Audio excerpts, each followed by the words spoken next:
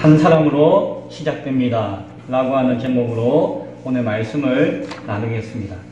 예수님 하면은 우리가 함께 떠올리는 것은 예수님의 12 제자입니다. 그렇죠? 그래서 그림이나 어떤 사진이나 모습을 이렇게 표현한 것을 보면은 예수님 주변에 12 제자들이 늘 함께하고 있는 것을 우리가 보게 되어집니다.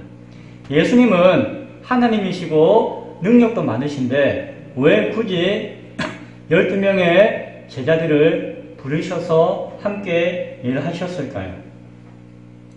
예수님한테 그들이 과연 도움이 되었을까요? 왜 예수님과 제자는 늘 동행하는 삶을 우리에게 보여주었을까요? 이런 질문을 던지는데, 근데 성경을 우리가 곰곰이 읽어보고 연구해보면은 참 새롭게 다가오는 것이 무엇인가 하니, 예수님의 공생의 기간 한 3년 반 정도 되거든요. 그 기간 가운데 제자들이 예수님과 함께 동고동락한 것은 절반밖에 안 된다는 거예요. 한 2년 남짓도 안 된다는 것이. 나머지 한 절반 가까이는 예수님이 홀로 또 제자들이 왔다 갔다 하면서 생활했다라고 하는 것을 보게 되어집니다.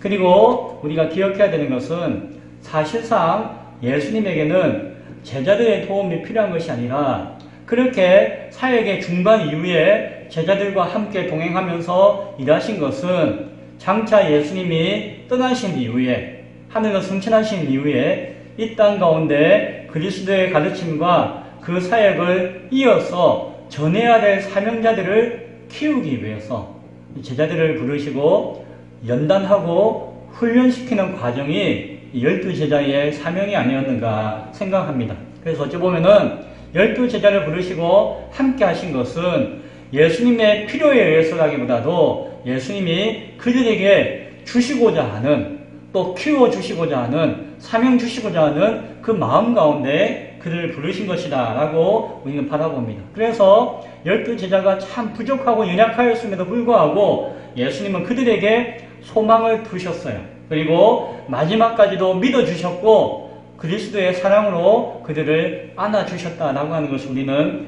바라봅니다.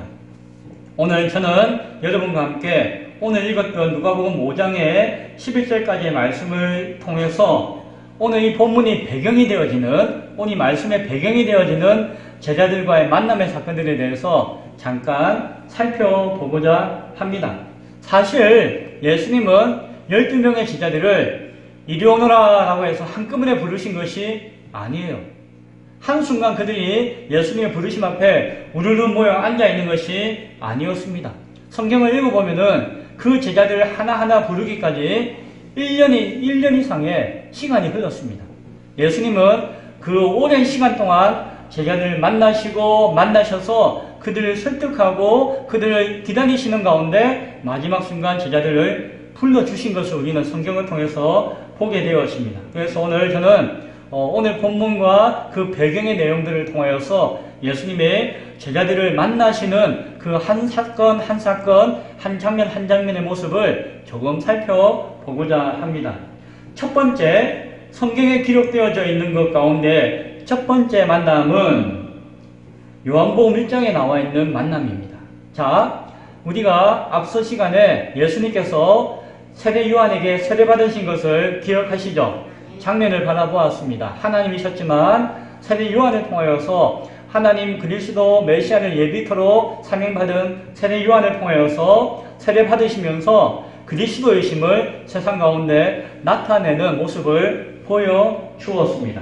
자, 요한복음 1장 35절 이하 그 앞뒤 내용을 보면은 그때 그 장면이 좀 더 자세하게 나오는데요.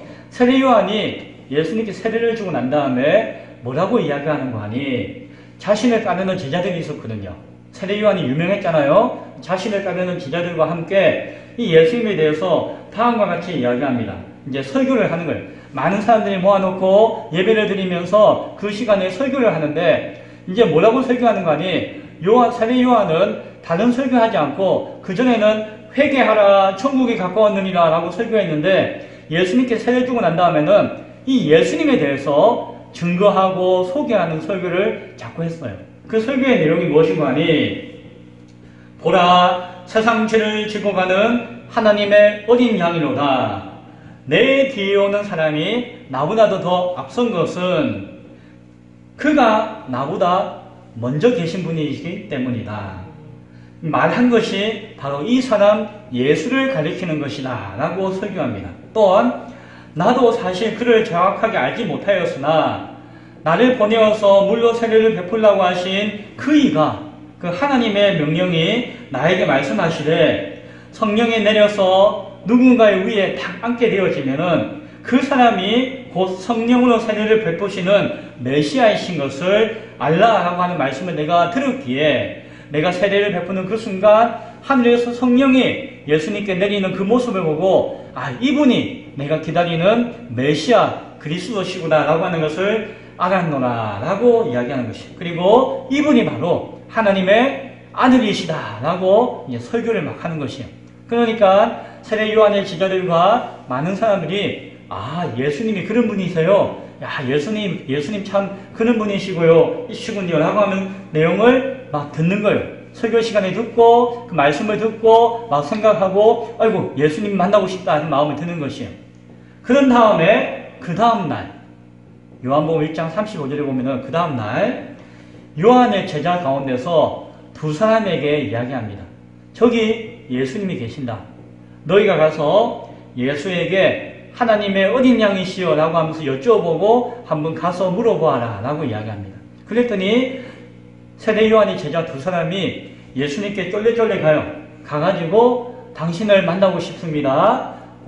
어디에 살고 계세요? 지금 어디서 이렇게 거처하고 계세요? 라고 하면서 묻는 것이에요. 그 두 명의 제자가. 그러니까 예수님께서 그들을 보시고 와서 보라.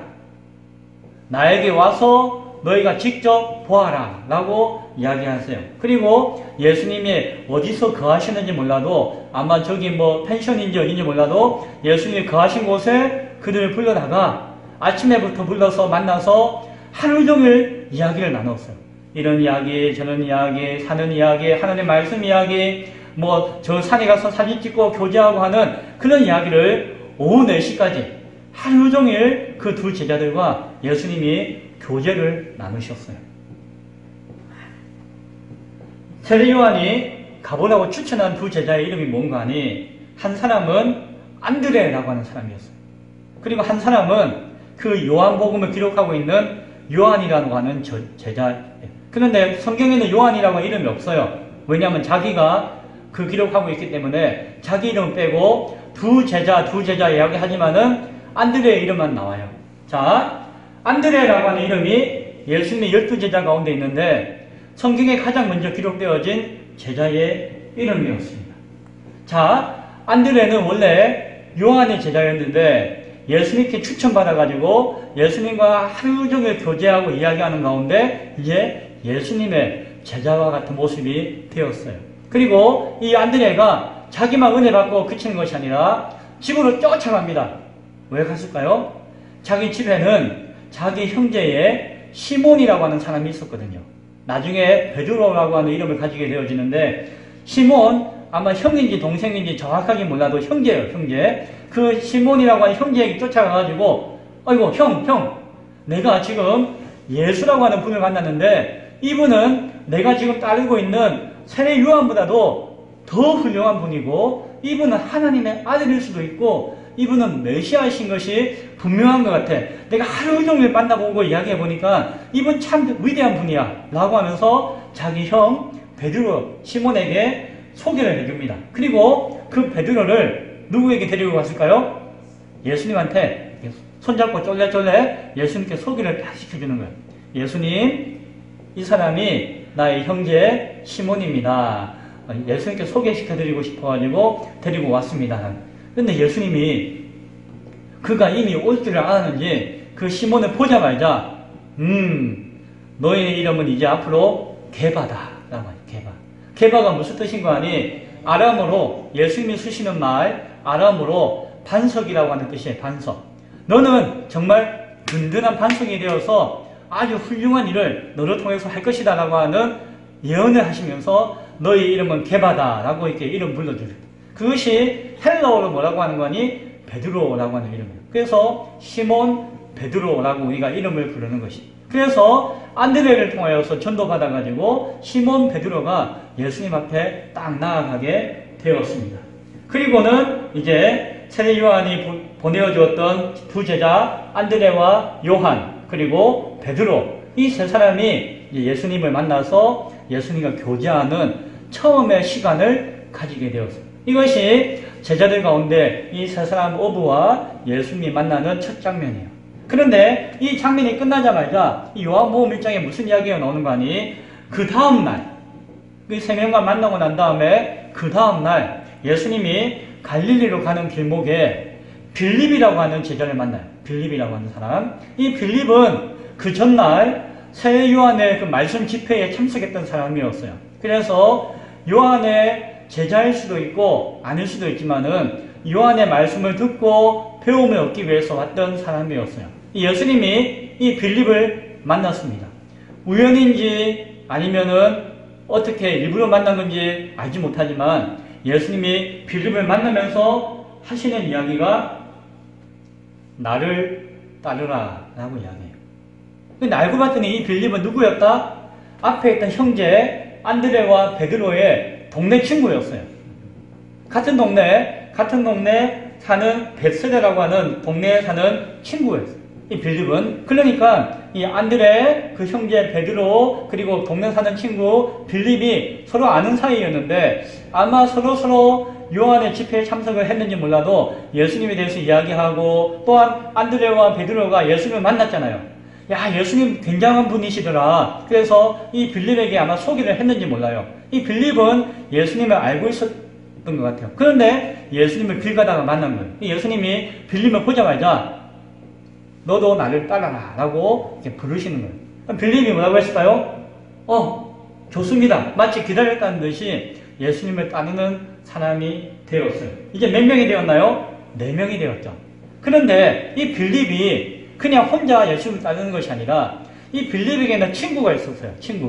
친구가 있었는데 이 친구는 옛날부터 메시아가 오기를 위해서 기도하는 사람이었어요. 메시아가 오셔가지고 이 나라를 살리고 민족을 살리고 우리를 구원하여 주옵소서라고 기도했는데 세상에 가짜 메시아가 너무 많은 거예요. 이 사람도 메시아다, 저 사람도 메시아다, 이 사람도 선지자다라고 하니까 세상에 사기꾼이 왜 이리 많아? 다 예수라고 하네? 다 선생님이라고 하네? 다 목사라고 하네? 그런데 제대로 된 사람이 없는 거예요.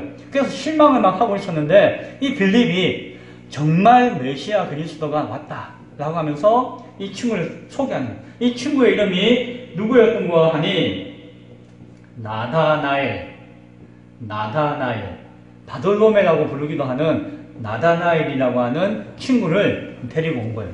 그리고 이 친구에게 나사렛에서 예수님이 오셨다라는 이야기합니다.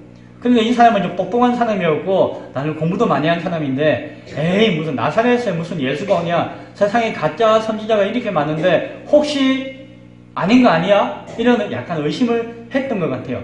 그러나 또 친구가 가자고 하니까 친구의 말에 믿고 강남을 간 거예요. 예수님께 왔어요. 이 나다나엘이 빌립의 초청을 받아가지고 전도를 받아가지고 예수님께 왔어요. 왔는데 예수님이 나다나엘을 득 보시더니 네가 세상에서 정말 마음이 순수하구나. 그러니까 하나님을 위해서 열심히 저 무화과 나무 밑에서 열심히 기도하는 거 내가 다 안다 라고 하시는 거예요. 이 나다나엘 깜짝 놀랐죠. 아무도 몰래 조용히 혼자 기도하고 이렇게 했는데 예수님이 다 아시는 거예요. 그리고 네 안에 정말 간사한 것이 없다. 정말 네 안에 아주 이렇게 남을 속이고 그런 것이 없고 정말 순수하구나 라고 하는 것을 딱 알아주는 거예요. 그러니까는 나다나엘이 얼마나 고마워요. 내가 순수하고 내가 좋은 사람인 것을 세상 사람들이 잘 모르고 당신은 교만한 사람이네 뭐 이런 이야기 듣는데 예수님은 너의 마음을 내가 다 안다. 그리고 네가 무엇을 하고 있는지 다 알고 있다 라고 하니까 이 나다나엘이 마음이 딱 모이면서 예수님 앞에 이제 따르는 사람이 되었어요. 몇 명이 모였나요? 처음에 요한과 안드레 이 두 사람이 예수님께 찾아갔고 그리고 이 안드레가 자기 형제 베드로를 초청했고 이 요한이 있었고 그 다음에 동네 친구 빌립을 만났는데 이 빌립이 또 자기 친구 나다나엘을 초청한 거예요. 그러니까 친구 한 명 데리고 오고 또 형제 한 명 데리고 오고 하다 보니까는 예수님 앞에 든든한 일꾼 5명이 쫙 모이게 된 것이. 이들이 나중에 예수님의 12제자가 되는 것이. 그러니까 처음 만남을 이렇게 가지고 있는 것을 봅니다. 참 재미나요. 성경을 읽어보면은 그냥 동네 친구잖아요. 동네 친구고 그냥 물고기 잡는 사람이고, 그러나 말씀을 사모하고 진리를 사모하는 가운데 한 사람 한 사람이 소개 해가지고 결국 이 사람들이 나중에는 어마어마한 사람이 되는 거예요. 그 예수님 한 사람이 제자를 만들고 이 제자 한 사람 한 사람이 이렇게 전도하고 초청해가지고 지금 지구상에 예수 믿는 사람이 수십 명이 되는 것을 보면은 이 어마어마한 일의 시작은 한 사람부터였다라고 하는 것을 우리가 바라보게 되어집니다. 어찌 보면은 우리 아들이, 지금 교회 안 다니는 아들이, 그리고 지금은 예수 모르는 아들이 예수 믿으라 한마디 했는데, 예수님 믿으라고 교회 초청했는데 그냥 에이 뭐 이렇게 하다가 오다가 하나님이 그 영혼을 탁 붙으시면은 그 사람이 온 세상을 변화시키는 위대한 사람이 될지 아무도 모른다는 거죠. 이 제자들이 처음에 그랬다니까요. 그러니까 친구 데리고 오고 자기 동생 형제 데리고 했는데 이 사람들이 어마어마한 사람이 되었다라고 하는 것을 우리가 바라볼 수 있어야 합니다. 자, 이것이 그 제자들과 예수님의 첫 번째 만난 것입니다. 그리고 한 1년 정도 시간이 흘러갑니다. 예수님이 점점 인기가 많아져요. 우리가 누가복음 4장 14절 15절에서 이야기 나누었잖아요. 예수님의 소문이 점점 퍼져가더라. 인기가 점점 많아지더라 라고 이야기하죠. 그때에 예수님을 따르는 제자들도 많아지고 많은 사람들이 예수님에게 왔어요. 그런데 그들 가운데 예수님과 항상 살고 있는 사람이 아니라 대부분 사람들은 예수님께 왔다가 은혜 받고 이제 설교 듣고 다 집에 가는 거예요. 왔다가 가고 며칠 동안 있다가 가고 하는 사람들이 대부분이었어요. 그 앞에 모였던 그 5명의 제자와 몇몇 다른 제자들도 예수님께 와서 같이 일하고 하다가 때가 되면은 자기 직장 다녀야 되니까, 출근해야 되니까 집으로 가고 직장으로 가고 하는 모습을 가지고 그 1년 가까이 이렇게 말씀의 사역과 예수님의 복음의 사역이 이어지게 되었어요. 그리고 정확하진 않지만은 우리 4장에서 배울 때에 예수님이 고향 나사렛을 처음 방문할 때가 있었잖아요. 이제 그때쯤 되어서 예수님이 이제 본격적으로 이제 공생애 시작한 지 한 1년 다음에 그 공생애가 깊어질 때에 예수님은 또 한 번 제자들을 구체적으로 부르기 시작합니다. 그 내용이 마태복음 4장 18절 이하와 마가복음 1장 16절 이하에 나오는 것을 보게 되어집니다. 이제 예수님은 제자들과 함께 생활하기를 원하셨던 것 같아요. 이제 왔다 갔다 하지, 출퇴근하지 말고 이제 나와 함께 지내자라고 이야기하시는 것 같아요. 그래서 어느 날 갈릴리 호수, 갈릴리 해변을 지나시다가 베드로와 안드레 두 형제를 만났습니다. 1년 전에 만났잖아요. 그리고 그 이후에도 이렇게 가끔 이게 집회하거나 교제할 때만 만났는데 그 두 형제가 어부였거든요. 직장생활 잘하고 있는데 그 주변에 가시다가 베드로와 안드레 형제를 만났어요. 그리고 예수님이 그들에게 뭐라고 하는 거 아니? 그들이 막 고기 잡으려고 그물을 쫙 던지고 있을 때에 그 형제를 부릅니다. 예수님이. 그리고 나를 따라오너라. 내가 너희를 사람을 낚는 어부가 되게 하리라 라고 이야기하십니다. 그들이 고기 잡는 사람인데 이제는 너희가 고기 잡는 것이 너희 직업이 아니라 나와 함께 하면서 사람을 낚아보자, 사람을 살려보자, 사람을 건져보자 라고 하는 사명을 주셨어요.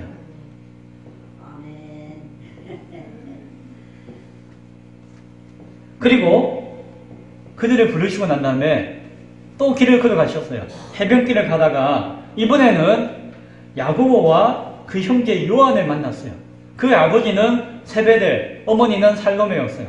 야고보와 요한 형제도 어부였는데 그 근처에서 또한 그물을 깃고 있었습니다.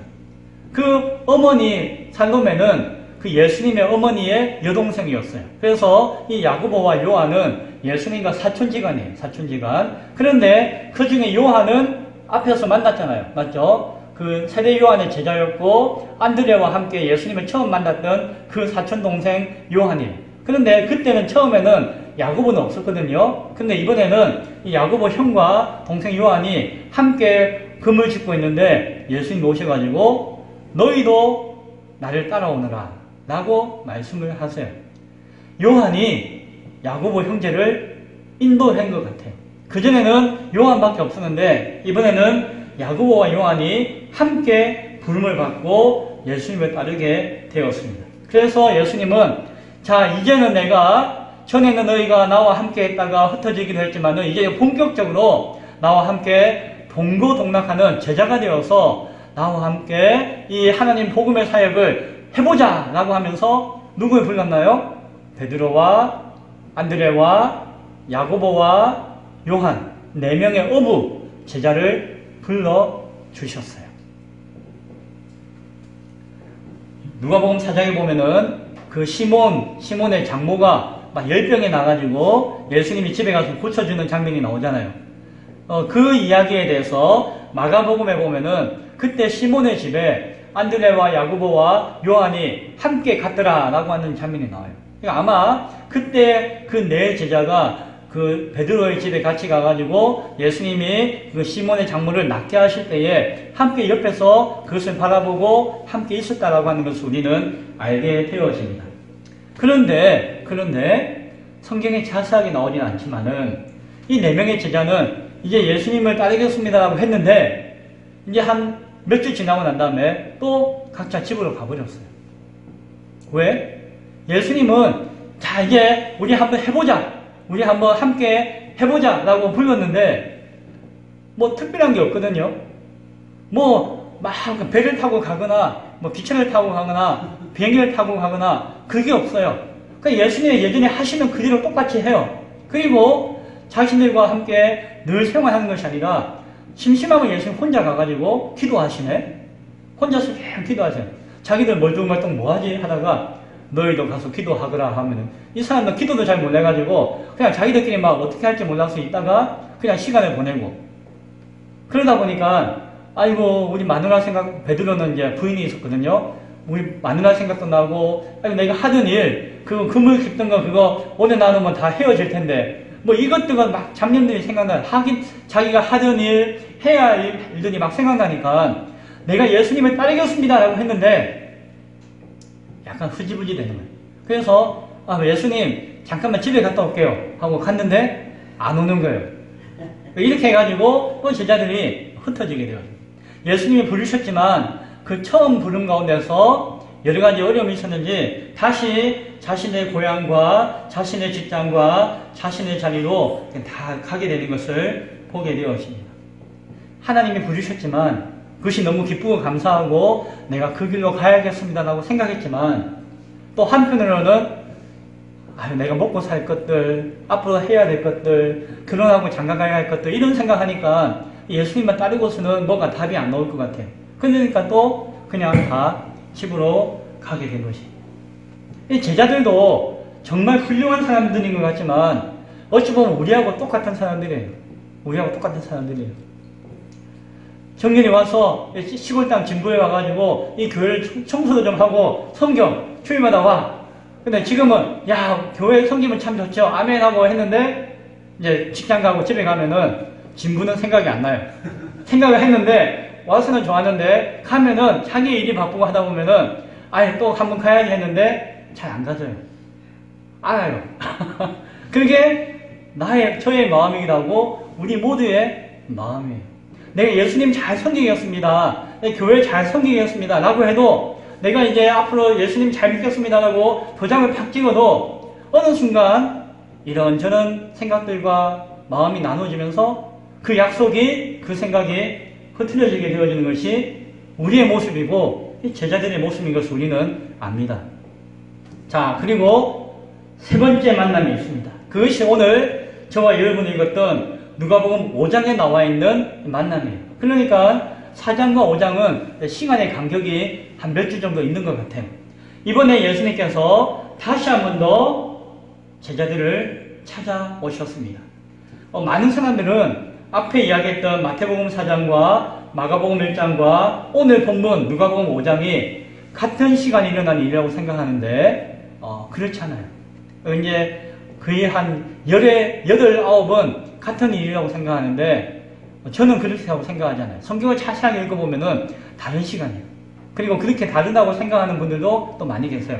자, 저는 다르다고 생각합니다. 자, 세 번째 만남이 오늘 본문의 만남이에요. 이번에는 게네사렛 호숫가, 내나 갈릴리 해변 똑같은 거예요. 그런데 그게 예수를 믿는 수많은 사람들이 모여 앉아 있었습니다. 거기서 예수님 오늘 집회를 하고 설교를 하고 계셨어요. 그런데 사람들이 너무 많다 보니까 예수님이 키가 이렇게 큰 게 아니잖아요. 이 단에 있는 것이 아니잖아요. 그러니까 뒤에 사람들이 예수님 안 보여요. 크게 이야기해 주세요. 막 이렇게 하는 거예요. 그러니까 예수님이 어떻게 했을까요? 그 강가에 있는 배 위에 올라가셨어요. 배 위에 올라가면은 한 요 정도 될 겁니다. 배 위에 올라가면은 저 뒤에 있는 장봉 어르신하고 다 보이는 거예요. 이 위에 올라가서 저 뒤에 있는 사람 다 쳐다보면서 예수님이 또 설교를 하고 말씀을 증거하셨어요. 그런데 그때 올라갔던 배가 누구 배인 거 아니? 베드로의 배였어요. 예수님이 알고 올라가신 건지 모른 척하고 올라가신 건지 몰라도 베드로의 배에 더 올라가가지고 설교를 막 하는 거예요.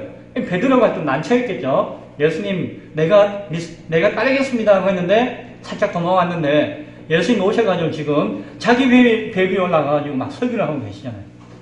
베드로는 그때 그 배 밑에서 그물을 막 깃고 있었어요. 그런데 지금 예수님이 막 설교를 하고 계시고 수많은 사람들이 그 설교를 듣고 막 아멘 하고 있으니까 베드로가 옆에서 그물을 휘우면서 좀 난처했겠죠.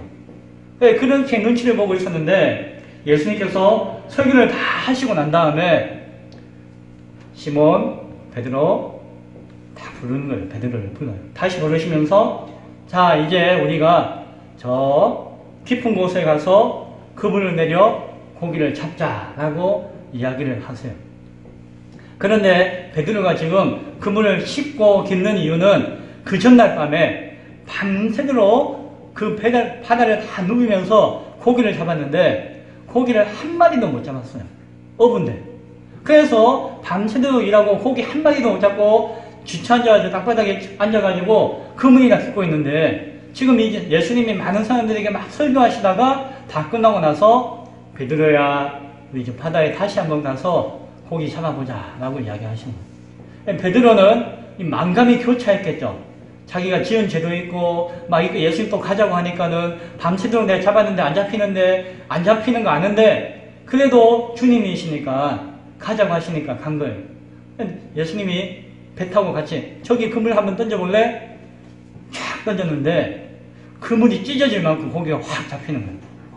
잡아도 고기가 계속 올라와가지고 아이고 이건 배가 깔아앉을 것 같으네. 그러니까 옆에 있는 배에게 막 신호해가지고 어서 와서 빨리 이거 좀 도와주시오라고 이야기하는 거예요. 그랬는데 옆에 있는 배는 야고보하고 요한이 타는 배네. 그러니까 이 제자들이 모여가지고 고기를 잡았더니 그물이 막 찢어지고 난리가 났어요. 배에 실었는데 두 배에 가득하고 배가 막 깔아앉을 정도로 고기가 잡힌 거예요. 베드로가 크게 깨달았습니다.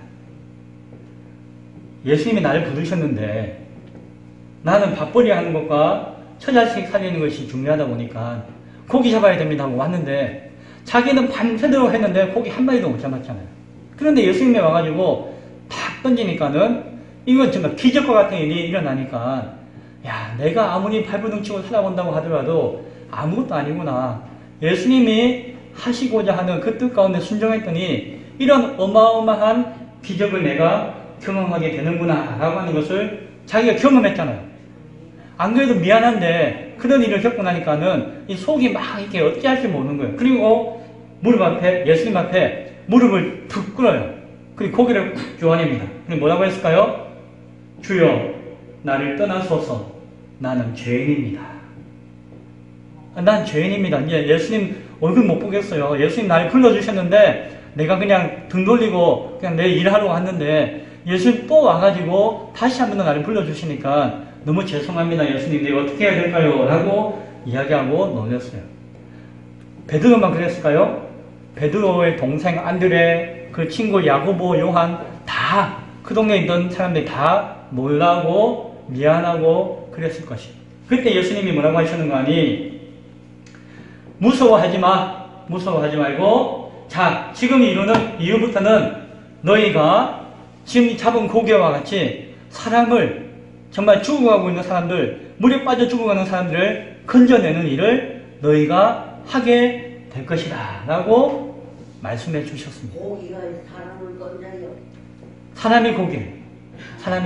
그런데 사람이 죽어가 고기처럼 물에 빠져 죽어가는 사람들을 건지는 그 귀한 일을 하게 될 것이다 라고 이야기했습니다.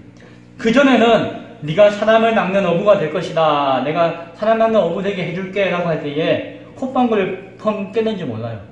예수님 고기도 안 잡아봤으면서 무슨 어부가 되게 한다는 이야기예요. 내가 어부인데, 내 직업이 어부인데, 아마 그런 생각했는지 몰라도 자기는 아무것도 할 줄 몰랐는데 예수님이 하시는 것을 봤잖아요. 예수님을 자신이 떠나서 왔는데 예수님 다시 한번 찾아오셔서 불러주시잖아요. 그러니까 이제는 확신이 생긴 것이에요. 내가 예수님을 믿고 예수님을 따르면은 나는 할 수 없는데 예수님은 나를 통해서 영혼을 살리는, 사람을 살리는 어부가 되게 하시겠구나. 정말 크고 놀라운 일을 예수님 때문에 내가 할 수가 있겠구나라고 하는 확신과 믿음이 그에게 단단하게 생기게 되었어요. 이제 이때는, 지금에 와서는 이제 베드로, 안드레, 야고보, 요한 이 4명의 어부는 자기가 가지고 있는 모든 것들을 다 내려놓고 이제 전적으로 난 평생 예수님을 위해서, 예수님과 함께 복음을 증거하고 사람을 살리기 위해서 내가 같이 동행하며 살겠습니다라고 결단하고 다짐을 한 것 같아요. 한번 부르니까 말 안 듣더니 다시 한 번 더 기회를 주시니까 그제서야 정신을 차리고 예수님을 따르는 것 같아요. 이 베드로는 나중에 예수님의 12 제자 가운데서 으뜸 사도가 되었어요. 그리고 나중에 성경도 기록하게 되는 훌륭한 사도가 되었습니다. 이때 야고보는 나중에 우레의 아들 보아너게라고 하는 별명을 얻을 만큼 아주 힘있게 예수님의 일을 돕다가 가장 먼저 목이 잘리는 순교당하는 위대한 영광의 자리에 가게 되었습니다. 안드레는 베드로를 전도했잖아요. 그리고 또한 수많은 사람들을 예수님 곁에서 전도하고 말씀을 가르치는 사역을 조용히 묵묵히 감당했습니다.